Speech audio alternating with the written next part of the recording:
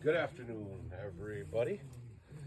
We are doing our Tractor Tuesday video, and this time we're picking on the 1030 case. This tractor, when we started farming, this was one of our main tractors. This did everything. This did plowing, disking, ran the round baler. This thing has been, she's been around the block. This has been a good tractor. I bought this tractor back in the day. Well, let's see if we can get a little better goings on here. So I bought this tractor back in, I'm not even sure. I want to say maybe 07. And yeah, it had a big chrome stack on it. Straight pipe, whatever. It had some Goodyear tires on it. They worked. I mean, we ran them for years. And then I put these Alliant radials on here, got rid of the fluid in them. The sidewalls are cracking really bad. And it's like, that's going to break out in a hayfield someday. And when I need this thing. So we ended up putting new tires on. I did not put the fluid back in it. I left them in a tote. And I mounted these up. And yeah, I had this tractor sitting out in the field hooked to the baler. And I come back one day and somebody kicked the valve stem in, had a flat tire. So I ended up jacking it up. I run Michelin tubes in my rears because they use the most natural rubber. They just seem to be the best tubes. And so what I did was I went out there with my bead breaker in my service truck and I pushed the tire off. It was on the other side. And I just put a regular valve stem in there like it was a tubeless rim, but these are not tubeless rims. And it would hold air for like 3 days. I got the rest of that stuff bailed, whatever. We did that on and off for a while. I brought it home and then I finally pushed it off. We put a new tube in it. And it's been fine ever since. So back in, I'm trying to think of what that was. I don't have all the, man, I wish I would have wrote some of this stuff down better than I did. But, all but one of these injection lines I've replaced. I put new sleeves, pistons, bearings, a couple of heads on this tractor back in, man, that must have been, boy, it must have been like 2010, I'll say. And we overhauled this tractor. I was going to do some plowing in the spring, and I got a 5-bottom Oliver plow. I hooked onto the plow. I parked it in front of the shop. I was greasing up the plow, and I walked around the side of the tractor. I was going to grease the tractor, and all of a sudden, antifreeze is running out of my overflow tube. And I thought, well, that's funny. I looked at it. It's really not technically overheating. I'm like, well, that's kind of funny. So I pulled it apart, and what I found was there's a crack right on top of where the fire ring goes here, right next to that, the sleeve was cracked. So there's not a big ridge in here. I mean, this tractor it's not wore out junk by no means, but it was pressurizing the cooling system. So I ended up putting new piston sleeves, bearings, and everything in that, and my youngest brother helped me do all that. We put this thing back together, and I mean, it's been fine ever since. Right now, I got a dirty injector or a bad power cell. It'll wants to run on 5 cylinders, and I'll deal with that later. But yeah, we pulled this thing apart, and it's like, well, I need it. So I borrowed a tractor from work, and we got our rolling done and this stuff done for the spring, and we overhauled this tractor, and we were back and running. And shortly after that, I run that 7060 Alice that we got. It's sitting out in the pasture with the rest of the tractors now. We ended up buying that, and I had that delivered home. That had the duals on it and stuff, and that turned into our big tillage tractor, and we used that for years until I got them 2 white case tractors. But anyway, so this tractor is basically, back in the 60s, 66 to 69, I think they built these. I guess don't quote me on that, but so the 4020 come out, and then the 806 Farmall and all that stuff, and Case had the 930, so they thought, well, we got to join the 100 horse, tractor race. So they put a 451 cubic inch engine basically in a 930, and that's where the 1030 come from. I personally have not had any problems with this. I mean, we pull that 5-bottom plow, and you get into some hard ground. She just barks a little bit, smokes a little bit, front wheels come off the ground, and away you go. I have not destroyed anything on this tractor since I've had it.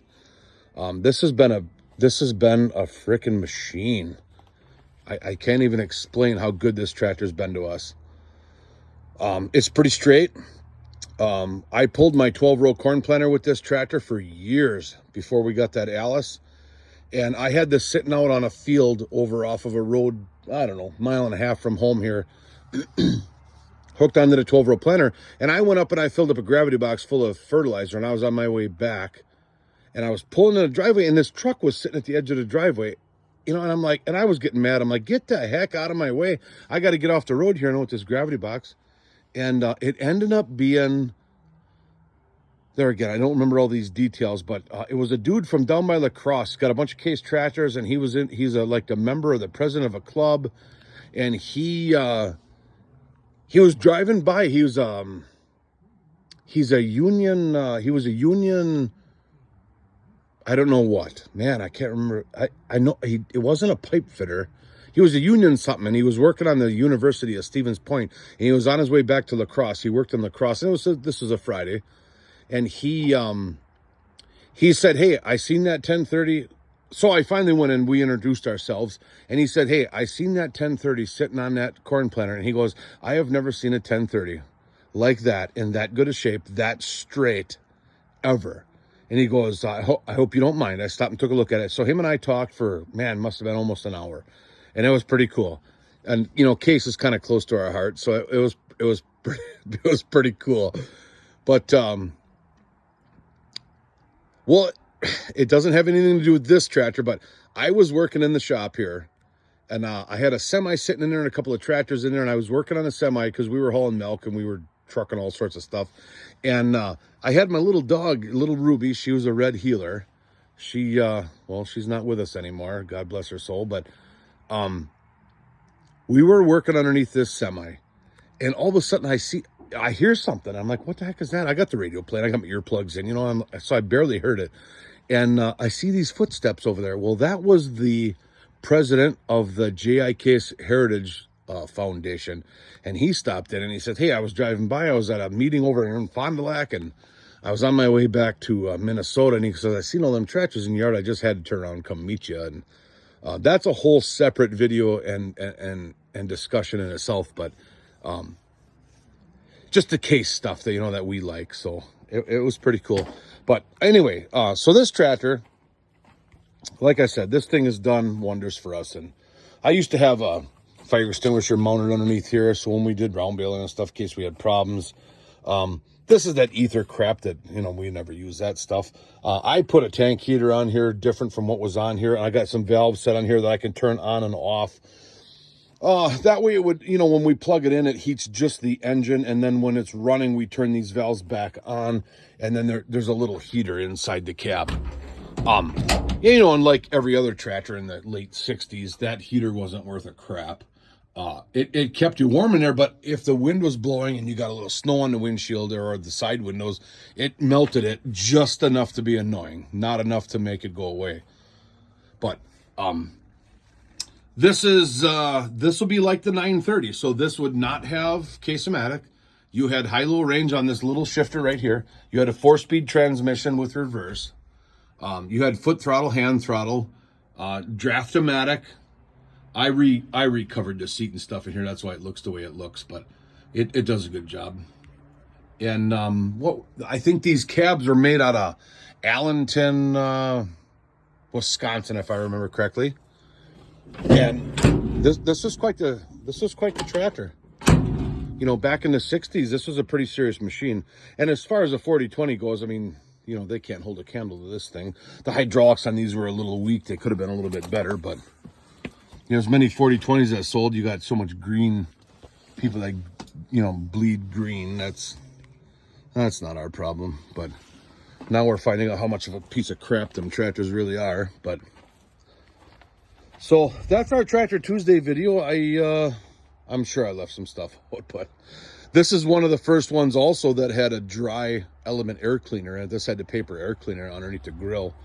And yeah, you just give these a turn, poof, these pop off, pull the air cleaner out. You could blow it out if it was not too bad. If it was junk, we just threw them away. But yeah. So anyway, there's our Tractor Tuesday video. I'll talk to you on the next one. Have a good time.